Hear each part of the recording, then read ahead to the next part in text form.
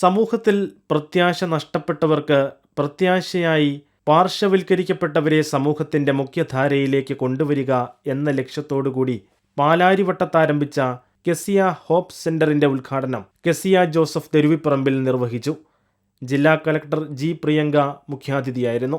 സമൂഹത്തിൽ ദുരിതമനുഭവിക്കുന്നവർക്ക് പ്രതീക്ഷ നൽകുന്ന ഒരാശാ കേന്ദ്രമാണ് കെസിയ ഹോപ്പ് സെൻ്റർ എന്നും നിർധനരായ ഭിന്നശേഷിക്കാരുടെ കുടുംബങ്ങൾക്ക് സുരക്ഷിതത്വം ഒരുക്കി കൊടുക്കുന്ന ഈ സെൻ്ററിൻ്റെ പ്രവർത്തനങ്ങൾ വളരെ ശ്ലാഘനീയമാണെന്നും ജില്ലാ കളക്ടർ അഭിപ്രായപ്പെട്ടു. Confidence group MD TA Joseph അധ്യക്ഷത വഹിച്ച ചടങ്ങിൽ പാലാരിവട്ടം ജോൺ ദി ബാപ്റ്റിസ്റ്റ് ഇടവക വികാരി ഫാദർ ജോജി കുത്തുകാട്ട് ആശീർവാദ കർമ്മം നിർവഹിച്ചു. സിസ്റ്റർ ലിസി ചക്കാലയ്ക്കൽ മുഖ്യ സന്ദേശം നൽകി.